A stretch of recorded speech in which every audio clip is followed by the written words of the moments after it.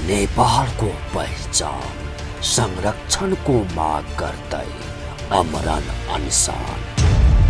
के हुन् नेपालका मौलिक पहिचान?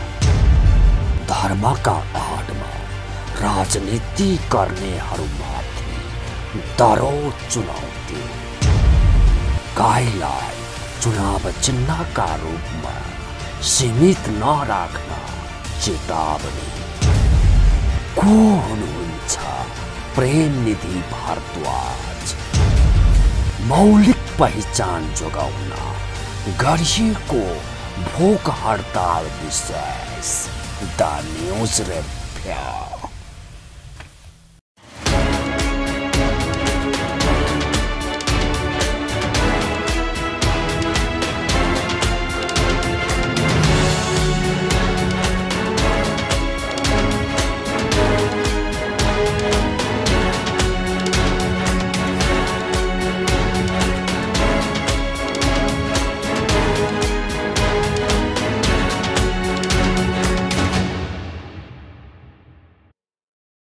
दर्शकवृन्द नमस्कार। खास न्यूजको बहुकोणीय चिरफार गर्ने कार्यक्रम द न्यूज रिभ्यूको आजको अङ्कमा स्वागत छ। म रिचा दाहाल। मुलुकका राजनीतिक दलहरू आगामी मङ्सिर 4 गते हुने आम निर्वाचनको तयारीमा जुटेका छन्। निर्वाचनको तयारीमा जुटेका करिब 70 वटा दलहरूमध्ये सनातन हिन्दू राज्य कायम गर्ने एजेन्डा बोकेका दलहरूको संख्या उल्लेख्य छ। जुन दलहरूले हिन्दू राज्य कायम गर्ने औपचारिक एजेन्डा बोकेका छैनन् ती दलहरूले पनि सनातनदेखि चल्दै आएका धर्म संस्कृतिको रक्षा गर्ने नारा लगाउन छुटाएका छैनन्, किनकि सबैभन्दा धेरै भोट हिन्दूहरूको छ। राजनीतिमा धार्मिक तथा साम्प्रदायिक एजेन्डा प्रवेश गरेको नेपालमा मात्र होइन, शीत युद्धको समाप्तिपछि विश्वभर नै राजनीतिक एजेन्डा गौण भएका छन्। देशमा जसन धर्म सम्प्रदायको बाहुल्यता छ तिनैको पक्षमा एजेन्डा बोकेर भोट माग्न जाने होडबाजी निकै फस्टाएको छ। प्रजातन्त्रको जननी भनिने बेलायतमा समेत पछिल्लो समय कन्जर्भेटिभ पार्टीले सत्तामा एकाधिकार जमाउँदै गएको छ। विश्वको सबैभन्दा ठूलो लोकतन्त्र मानिने छिमेकी मित्र राष्ट्र भारतमा पनि हिन्दूवादको एजेन्डा बोकेर भारतीय जनता पार्टीले अरू सबै पार्टीलाई लेटको लगाइदिइसकेको छ। त्यसैको देखासिखी गर्दै नेपालमा पनि हिन्दूवादको एजेन्डा बोक्ने होडबाजी राजनीतिक दलहरूमा सुरु भएको छ। कम्युनिस्टहरूले लाजा गाला घोषित रूपमा हिन्दूवादको एजेन्डा बोकेका छैनन्, तर भित्रभित्रै अछुतो छैनन्। नेकपा एमालेका अध्यक्ष केपी शर्मा ओलीले राम जन्मभूमिको एजेन्डा बोकिसक्नु भएको छ। नेपाली काङ्ग्रेसमा त हिन्दूवादको एजेन्डाका विषयमा ठूलो बहस भइरहेको छ। यो एजेन्डा छान्नका लागि पश्चिमहरूको इसारामा नेपाली काङ्ग्रेसको गत महाधिवेशनमा चुनाव बाहेक अरू कार्यक्रम नै नगरिएको तीतो यथार्थता छ। के धार्मिक मुद्दा राजनीतिक मामिला हो त? धर्ममा राजनीति मिसियो भने के हुन्छ भन्ने कुरा अफगानिस्तान लगायत विभिन्न देशहरूमा प्रमाणित भइसकेको छ। हरेक कालो बादलमा चाँदीको घेरा हुन्छ भने चाहिँ नेपालमा पनि धार्मिक मुद्दालाई राजनीतिबाट अलग राख्ने भन्दै युवाहरू जुर्मुराएका छन्। त्यसरी नै जुर्मुराउने मध्ये एक हुनुहुन्छ प्रेमनिधि भारद्वाज। चुनावका मुखमा उहाँले आगामी असोज 1 गतेदेखि आमरण अनसन सुरु गर्दै हुनुहुन्छ। शनिबार राजधानी काठमाडौँमा आयोजित एक साक्षात्कार कार्यक्रममा पत्रकार सम्मेलन गर्दै भारद्वाजले आफ्ना माग प्रस्तुत गर्नुभएको छ। उहाँका मागहरू 6 सूत्रीय छन्। 1. सनातन हिन्दू राष्ट्र नेपाल कायम होस्। 2. सम्पूर्ण पालिकाहरूमा गोवनको व्यवस्था होस्। 3. राष्ट्रिय सनातन आयोग गठन होस्। 4. वेदलाई राष्ट्रिय ग्रन्थ घोषणा गरियोस्। 5. काली गण्डकी कृष्णा गण्डकीलाई जीवित अवस्था देवीका रूपमा स्वीकार गर्दै नेपाल सम्पदा सूचीमा स्वीकृत गरियोस् तथा विश्व सम्पदा सूचीमा सूचीकृत गर्न पहल गरियोस्। 6. नेपालका विभिन्न नदीनाला ताल तलाउ कुण्ड आदिमा रहेका परम्परागत घाटहरू स्नान तथा शमशानको व्यवस्थित निर्माण गरियोस्। दर्शकवृन्द, आजको द न्यूज रिभ्यूमा प्रस्तुत छ के यी माग पूरा गराउनका लागि आमरण अनसन नै बस्नुपर्ने हो त भन्ने सन्दर्भमा हाम्रा सहकर्मी बिन्दुकान्त घिमिरेले तयार गरेको टिप्पणी। नेपालको पहिचान संरक्षणको माग गर्दै अमरण अनसन। के हुन् नेपालका मौलिक पहिचान? धर्मका आडमा राजनीति गर्नेहरूमाथि दरो चुनौती। गाईलाई चुनाव चिन्हका रूपमा सीमित नराख्न चेतावनी। को हुनुहुन्छ प्रेमनिधि भारद्वाज? मौलिक पहिचान जोगाउन गरिएको भोक हडताल विशेष द न्यूज रिव्यू। नेपाली भाषामा एउटा उखान छ, अर्थ नबर्थ गोविन्द गाई। धेरैले यो उखान प्रयोग गर्छन्, तर प्रायले यो उखानको तात्पर्य बुझ्दैनन्। तात्पर्य नबुझे पनि यो उखान मजाले प्रयोग हुन्छ। सनातन संस्कृतिमा गोविन्द भनेको मौलिक गीत हो। विवाहमा कन्या पक्षका महिलाहरूले गाउने गोविन्द गीतमा धेरैजसो सङ्गीन गालीका शब्दहरू छन्। तराईतिर मधेसी समुदायमा गोविन्द गीतलाई गारी अर्थात् गाली पनि भनिन्छ।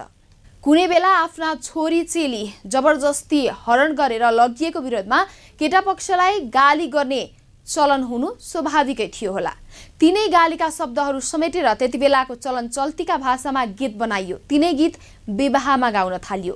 हिजो आज बकाइदा मागी विवाह हुन्छन्। दुलहा पक्षलाई ठूलो स्वागत सत्कार गरिन्छ, तर गोविन्द गाउने प्रचलन अझै कहीँ कहीँ बाँकी नै छ, जसलाई अर्थ नबर्थ गोविन्द गाई भन्ने उखान बनाइएको छ। प्रयोग गर्नेले नै यो उखान बुझ्दैनन्, तर यो उखानको चरितार्थ भने मजाले भइरहेको छ। दर्शकवृन्द, द न्यूज रिभ्यूको अबको श्रृङ्खलामा प्रस्तुत छ कसरी भइरहेको छ त यो उखानको चरितार्थ भन्ने सन्दर्भमा छोटो चर्चा। नेपालको पहिचान संरक्षणको माग गर्दै अमरण अनसन। के हुन् नेपालका मौलिक पहिचान? धर्मका आडमा राजनीति गर्नेहरूमाथि दरो चुनौती। गाईलाई चुनाव चिन्हका रूपमा सीमित नराख्न चेतावनी। को हुनुहुन्छ प्रेमनिधि भारद्वाज? मौलिक पहिचान जोगाउन गरिएको भोक हडताल विशेष द न्यूज रिव्यू। हाम्रो मुलुकमा हुने गरेका धेरै जसो राजनीतिक विवादहरू आफैमा जटिल छैनन्, तर भाषा र अर्थ नबुझेका कारण जटिल बनाइएका छन्। कतिपय शब्दहरू अङ्ग्रेजीबाट नेपालीमा रूपान्तरण गर्दा उपयुक्त शब्द फेला नपरेका कारण जटिलता उत्पन्न भएको छ। उदाहरणका लागि धर्मनिरपेक्ष शब्दलाई लिन सकिन्छ। नेपाली भाषामा धर्मनिरपेक्ष शब्द आपत्तिजनक हो। नेपाली भाषा अनुसार धर्मनिरपेक्ष भएर सृष्टि नै चल्दैन। हरेक वस्तुको आफ्नो धर्म हुन्छ। नेपाली भाषा अनुसार धर्म भनेको कर्तव्य, जिम्मेवारी, भूमिका तथा विशेषता हो। नेपाली भाषा अनुसार हिन्दू, बौद्ध, इसाई, इस्लाम लगायत जति पनि मान्यता छन् ती धर्म होइनन्, धर्म सम्प्रदाय हुन्। हाम्रो संविधानमा खास उल्लेख हुनुपर्ने धर्म सम्प्रदाय निरपेक्ष राज्य हो, तर सिधै धर्मनिरपेक्ष राज्य भनेर उल्लेख गरियो। यसैगरी दक्षिणपन्थीहरूले हिन्दू राज्य कायम हुनुपर्छ भन्ने माग अघि सारेका छन्। यो माग नियतवश अघि सारिएको हो या भाषाको अर्थ नबुझेर अघि सारिएको हो भन्ने स्पष्ट हुन सकेको छैन। राष्ट्र र राज्य भनेको अलग कुरा हो। देश सञ्चालन गर्ने संयन्त्रलाई राज्य भनिन्छ। एउटा देशभित्र धेरै राष्ट्र हुन सक्छन्। एउटा देशभित्र एउटा मात्र राष्ट्र पनि हुन सक्छ। नेपालभित्र पनि ससाना धेरै राष्ट्रहरू, तर नेपालको मूल चुरो राष्ट्र भनेको बौद्धिक सनातनभित्र हिन्दू, बौद्ध, बोन तथा प्राकृतिक पूजकहरू छन्। त्यसैले नेपाललाई वैदिक सनातन राष्ट्र भनेर संविधानमा पहिचान दिँदा विश्व सामु इज्जत बढ्छ, घट्दैन। तर हिन्दू भने शब्दका सन्दर्भमा भने विवाद छ, किनकि हामी नेपालीका कुनै पनि धर्म ग्रन्थमा हिन्दू भन्ने शब्द छैन। हाम्रो मूल भाषा संस्कृतले पनि हिन्दू शब्द चिन्दैन। हिन्दू स्थानमा बस्नेहरूलाई हिन्दू भनिन्छ, नेपालमा बस्नेहरूलाई नेपाली भनिन्छ। उदाहरणका लागि अरबको मक्का मदिनामा हज गर्न जाने मुस्लिमहरूलाई त्यहाँको सरकारले अनुमति दिँदा उल्लेख गर्ने शब्दलाई लिन सकिन्छ। भारतबाट जानेहरूलाई हिन्दू मुसलमान भन्ने गरिन्छ, नेपालबाट जानेहरूलाई नेपाली मुसलमान भन्ने गरिन्छ। नेपालको पहिचान संरक्षणको माग गर्दै अमरण अनसन। के हुन् नेपालका मौलिक पहिचान? धर्मका आडमा राजनीति गर्नेहरूमाथि दरो चुनौती। गाईलाई चुनाव चिन्हका रूपमा सीमित नराख्न चेतावनी। को हुनुहुन्छ प्रेमनिधि भारद्वाज? मौलिक पहिचान जोगाउन गरिएको भोक हडताल विशेष द न्यूज रिव्यू। विश्वका सबै देशहरूमा गाई पाइन्छ, तर नेपालको भूगोल र हावापानीमा हुर्केका गाईलाई कामधेनु भनेर वेदमा उल्लेख गरिएको छ। नेपालको हावापानीमा पुस्तो पुस्ता हुर्केका गाईहरूमा दैवी शक्ति हुने विश्वास गरिएको छ, तर वैज्ञानिक परीक्षण हुन भने बाँकी छ। खास हावापानीमा खास विशेषता भएका प्राणी तथा वनस्पति हुन्छन् भन्ने कुरा चाहिँ वैज्ञानिकहरूले पुष्टि गरेका छन्। उदाहरणका लागि नेपालका शेर्पा जातिहरूमा थोरै अक्सिजन लिएर पनि मजाले जिउन सक्ने खुबी रहेको वैज्ञानिक परीक्षणहरूबाट पुष्टि भएको छ। वनस्पतिका सन्दर्भमा भन्नुपर्दा नेपाल जस्तै हावापानी भएका मुलुकहरूमा बोधिचित्त जहाँ तहीँ पाइन्छ, तर काभ्रे जिल्लाको तिमाल क्षेत्रमा फल्ने बोधिचित्तको दाना प्रति केजी 5 लाख रुपियाँ तिरेर तिब्बतीहरूले लैजान्छन्। अन्यन्त्रको बोधिचित्र भन्ने सित्तैमा पाए पनि लैजाँदैनन्। यसैगरी रक्तचन्दन भन्ने वनस्पति दक्षिण भारतमा मात्र होइन नेपालमा पनि प्रशस्त पाइन्छ, तर तिब्बतीयनहरूले दक्षिण भारतमा पाइने रक्तचन्दनको काठ सुनको मूल्यमा खरिद गर्छन्। नेपालको रक्तचन्दनको काठ भने सित्तैमा दिए पनि लैजाँदैनन्। औषधिजन्य बालीको उदाहरण लिनुपर्दा सल्यानको मालनेटा भन्ने ठाउँको अदुवा परापूर्व कालदेखि नै ज्यादै चर्को मूल्यमा भारत निकासी हुँदै आएको छ, तर नेपालकै अन्य ठाउँको अदुवाको मूल्य ज्यादै सस्तो छ। नेपालको हावापानीमा पुस्तो पुस्तासम्म जन्मे हुर्केका रैथाने गाईको के कस्तो विशेषता छ वैज्ञानिक पुष्टि हुन बाँकी छ, तर हाम्रा पुर्खाले गाई संरक्षणका लागि किन यति धेरै कडा प्रावधानहरू बनाए भन्ने कुराको नजरअन्दाज गर्न मिल्दैन। दर्शकवृन्द, द न्यूज रिभ्यूको अबको श्रृङ्खलामा प्रस्तुत छ स्थानीय जातको गाईको संरक्षण किन गर्ने भन्ने सन्दर्भमा छोटो टिप्पणी। नेपालको पहिचान संरक्षणको माग गर्दै अमरण अनसन। के हुन् नेपालका मौलिक पहिचान? धर्मका आडमा राजनीति गर्नेहरूमाथि दरो चुनौती। गाईलाई चुनाव चिन्हका रूपमा सीमित नराख्न चेतावनी। को हुनुहुन्छ प्रेमनिधि भारद्वाज? मौलिक पहिचान जोगाउन गरिएको भोक हडताल विशेष द न्यूज रिव्यू। धनकी देवी लक्ष्मीका रूपमा अहिले गाईलाई पुज्ने हामी नेपालीको ज्यादै पुरानो प्रचलन हो। समय परिवर्तनसँगै गाईको सट्टा लक्ष्मीको अवतारको रूपमा सुन चाँदी मुद्राको पूजा गर्न थालिएको छ। धनकी देवी लक्ष्मीको आराधनाका क्रममा आफ्नो घरमा भएको नगद तथा जिन्सी धनको पनि पूजा गर्ने प्रचलन छ। युग परिवर्तनसँगै धनको स्वरूपमा पनि ठूलो परिवर्तन आएको छ। हाम्रो समाजमा चाडपर्व मनाउने परम्परा ढुङ्गे युगको शताब्दी तथा पशुपालन युगको आरम्भ भएदेखि सुरु भएको हो। पशुपालन युगको प्रारम्भमा मान्छेको मुख्य सम्पत्ति भनेकै गाई थियो। हिमालदेखि तराईसम्म जुनसुकै भूभागमा पनि पालन गर्न सकिने गाईका बहुउपयोगता थिए। गाईलाई नै धन मान्नु बाहेक अर्को विकल्प पनि थिएन। त्यसकारण गाईलाई लक्ष्मीको अवतारको रूपमा पूजा गर्न थालिएको हो। त्यो परम्परा अहिलेसम्म पनि कायम छ, तर अहिलेको युगमा धनको स्वरूपमा ठूलो परिवर्तन भइसकेको छ। गाईको संरक्षण र पूजन केवल धार्मिक कर्मकाण्डमा सीमित रहेको छ। अब गाईलाई धनका रूपमा नभएर बोझका रूपमा लिन थालिएको छ। युरोपेली नसलका हाइब्रिड गाईहरू व्यावसायिक दूध उत्पादनका लागि पालिने प्रचलनलाई अपवाद मान्ने हो भने स्थानीय जातका गाईहरू करिब करिब लोप भएका छन्। हामीले गाईलाई अहिले पनि वर्षको एक पटक तिहारका दिन लक्ष्मी माताका रूपमा पूजा गर्न छाडेका छैनौँ, तर गाईको पूजा केवल कर्मकाण्ड तथा देखावटी रूपमा मात्रै हुन थालेको छ। वास्तवमा गाई यति बेला धेरै ठुलो हेलाको जनावर बन्न थालेको छ। त्यसमा पनि जसले गाईलाई लक्ष्मी माता मान्ने धार्मिक परम्परा भोगेका छन् उनीहरूबाटै गाईलाई सबैभन्दा हेला गर्न थालिएको छ। बरु सडकका कुकुरहरूलाई कहिलेकाहीँ बिस्कुट खुवाउनेहरू सहरका गल्ली गल्लीमा भेटिएलान्, तर अल्पत्र पारिएका गाईको संरक्षणका लागि कसैले प्रयास गरेको देखिएको छैन। आफूलाई हिन्दू धर्मावलम्बीका रूपमा गौरव गर्नेहरूका लागि यो धेरै ठुलो अभिशाप हो। कि त गाईलाई लक्ष्मी माता भन्न छाड्नु पर्यो, राष्ट्रिय जनावरको सूचीबाट हटाउनु पर्यो, होइन भने गाईको संरक्षणका लागि विशेष कार्यक्रम ल्याउनु पर्यो। गत वर्षको तिहारका अवसरमा कागेश्वरी मनोहरा नगरपालिका 8 स्थित पशुपति क्षेत्र विकास कोषले उपलब्ध गराइएको जग्गामा संरक्षण गरिएका गाई बाछाको सहयोगका लागि 1,75,000 सहयोग जुटेको समाचार आएको थियो। उक्त रकम देउसी भैलो खेली जम्मा गरिएको हो।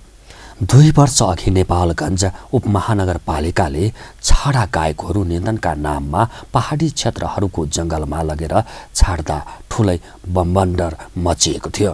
त्यसपछि उपमहानगरपालिकाले वार्षिक बजेट नै छुट्याएर छाडा गाई गोरु संरक्षणका लागि खोर निर्माण गरेको छ। नेपालगञ्ज मात्रै होइन, धेरैजसो नगरपालिकाले छाडा गाई गोरुको नियन्त्रणका लागि उल्लेखनीय रूपमा बजेट खर्च गर्ने गरेका छन्। काठमाडौँ उपत्यकाको कागेश्वरी मनोहरा नगरपालिका जनप्रतिनिधिले गरेको यो कामलाई स्तुत्य नै मान्नुपर्छ। तर सडकमा छाडिएका गाई गोरुलाई खोरमा थुनेर मात्रै समस्या समाधान हुँदैन। गाईको संरक्षण गर्ने हो भने सबै स्थानीय तहलाई परिचालन गरी संघीय सरकारले नै ठोस कार्यक्रम ल्याउनुपर्छ। जसरी जंगलमा अन्नाहरूको संरक्षण गरिएको छ त्यसरी नै सम्भव भएसम्म हरेक गाउँपालिकाका निश्चित जंगलहरू गाई गोरुको संरक्षणका लागि छुट्याउनु पर्छ। अर्ना जसरी नै जंगलीकरण नगर्ने हो भने स्थानीय जातका गाईको संरक्षण अब सम्भव छैन। यो मामिलामा आफूलाई हिन्दूवादी अभियन्ता दाबी गर्नेहरूले पनि ठोस योगदान पुर्याउनु पर्ने जरुरी छ। जंगलीकरण गरिएका गाईको अनुगमनका लागि हरेक पालिकाका 2 देखि 7 जनासम्म भोलिन्टियर खटाएर रेखदेख गर्नेतर्फ हिन्दूवादी अभियन्ताहरू सक्रिय हुनु जरुरी छ। दूध छुट्याएर बाछा बाछी सडकमा छाड्ने, दूध दिन छाडेपछि माउलाई समेत लगेर सडकमा छाड्ने प्रवृत्ति एकातिर बढिरहेको छ भने अर्कोतिर गाई गोरु काटेर मासु खाने प्रवृत्ति पनि बढेको छ। गाई गोरु काटेको अभियोगमा थुप्रै नागरिकहरू जेलमा छन्। जेलको क्षमताले नधाङ्ने हो कि जस्तो देखिन थालेको छ। यो मामिलामा गम्भीर हुनु जरुरी छ। नेपालको पहिचान संरक्षणको माग गर्दै अमरण अनसन के हुन् नेपालका मौलिक पहिचान? धर्मका आडमा राजनीति गर्नेहरूमाथि दरो चुनौती, गाईलाई चुनाव चिन्हका रूपमा सीमित नराख्न चेतावनी। को हुनुहुन्छ प्रेमनिधि भारद्वाज? मौलिक पहिचान जोगाउन गरिएको भोक हडताल विशेष द न्यूज रिपोर्ट। वेद मानव सभ्यताको सबैभन्दा पुरानो लिखित दस्तावेज हो। वेदको लेखन नेपालमै भएको किम्वदन्ती छ। वेदको अधिकांश भागको रचना गर्ने कृष्ण दौपायन अर्थात् वेद व्यासको जन्म तनहुँ जिल्लाको दमौलीमा भएको विश्वास गरिन्छ। आजभन्दा 1200 वर्ष अघि आदि शङ्कराचार्य नेपाल आएर वेदका पाण्डुलिपि सङ्कलन गरेका थिए। उनले संरक्षणका लागि लगेका वेदका 28,000 पाण्डुलिपिहरू हाल भारतको पुणे स्थित भण्डारकर ओरिएन्टल रिसर्च इन्स्टिट्युटमा राखिएको छ। तीमध्ये ऋग्वेदका 30 पाण्डुलिपिहरू असाध्यै महत्त्वपूर्ण छन्, जसलाई युनेस्कोले आफ्नो सम्पदा सूचीमा समावेश गरेको छ। युनेस्कोले ऋग्वेदका ईपू 1800 देखि ईपू 1500 बीचका 30 पाण्डुलिपिहरूलाई आफ्नो सांस्कृतिक धरोहरका रूपमा समावेश गरेको छ।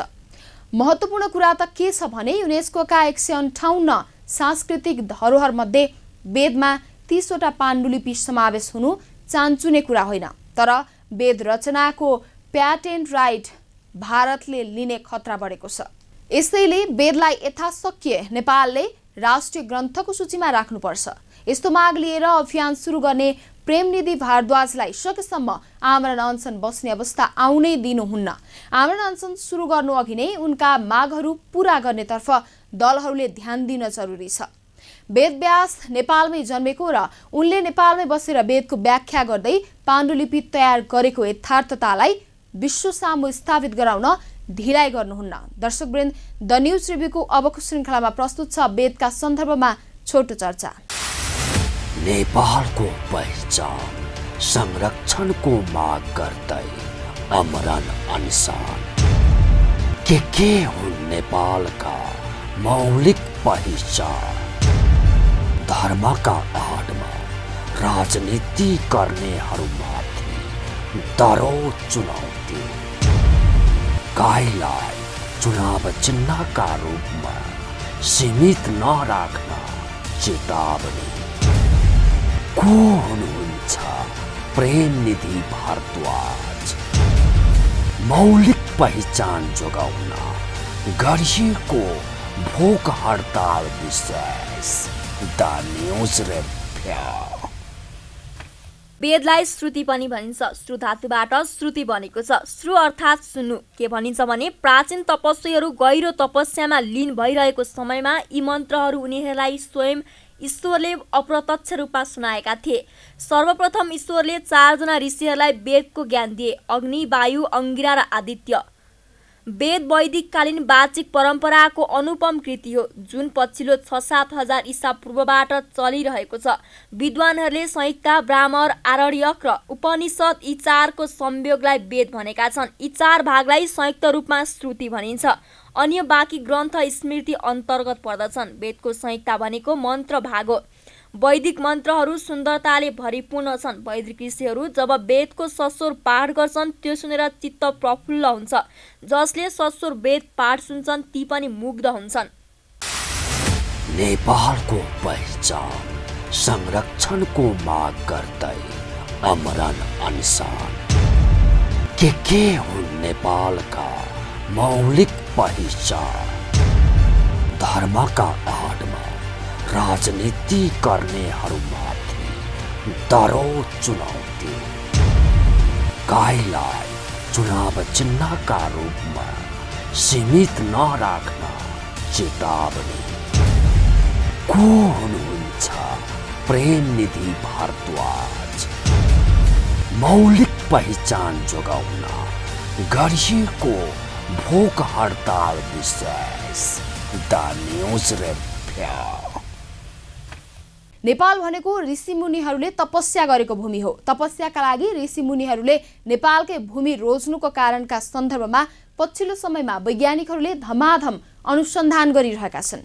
पहिलो कुरा त नेपाली आकाशमा जतिको खुला र टाढासम्म देख्न सकिने आकाश अरू मुलुकमा छैन। खास गरी कर्णाली क्षेत्रको आकाश खगोलीय अध्ययनका लागि विश्वमै उत्कृष्ट रहेको वैज्ञानिकहरूले पुष्टि गरिसकेका छन्। जस्तो हावापानीमा अनुसन्धान गर्नुपर्ने हो त्यस्तै हावापानी नेपालमा पाइने भएकाले ऋषिमुनिहरूले नेपाललाई तपस्या स्थल अर्थात् अनुसन्धान स्थल बनाएका हुन सक्छन्। अनुसन्धानलाई अंग्रेजीमा रिसर्च भनिन्छ। रिसर्चमा पारंगत भएका ऋषि भनिएको हो। आखिर सबै भाषाको जननी संस्कृत भाषा मानिन्छ। विश्वमा शालिग्राम पाइने नदी कालीगण्डकी मात्रै हो। तर रोडा र बालुवा व्यापार फस्टाएकाले कालीगण्डकी नदीका शालिग्राम मासिँदैछन्। हुँदाहुँदा कालीगण्डकी नदीलाई तिनाउमा मिसाएर सधैँका लागि समाप्त पार्ने योजनाका लागि सरकारले बजेट छुट्याइसकेको छ। त्यसैले पनि अभियान त भारद्वाजले आफ्नो मागको सूचीमा कालीगण्डकीलाई अन्तर्राष्ट्रिय सम्पदा सूचीमा समावेश गर्नुपर्ने माग अघि सार्नु भएको हो। जुन माग पूरा गर्दा राज्यको कुनै दायित्व बढ्दैन, राज्यलाई बोझ थपिँदैन, देशको इज्जत बढ्छ। यस्ता माग पूरा गर्न सरकारले आलटाल गर्नु दुर्भाग्य हो। यस्ता जायज मागको पक्षमा नागरिक समाज तथा मिडिया तमासे बन्नु ठिक होइन।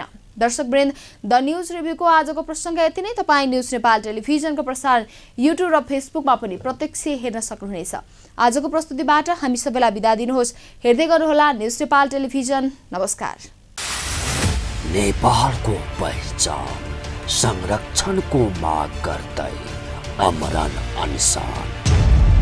के हुन् नेपालका मौलिक पहिचान? धर्मका आडमा राजनीति गर्नेहरूमाथि दरो चुनौती। गाईलाई चुनाव चिन्हका रूपमा सीमित नराख्न चेतावनी। को हुनुहुन्छ प्रेमनिधि भारद्वाज? मौलिक पहिचान जोगाउन गरिएको भोक हडताल विशेष द न्युज रिभ्यू।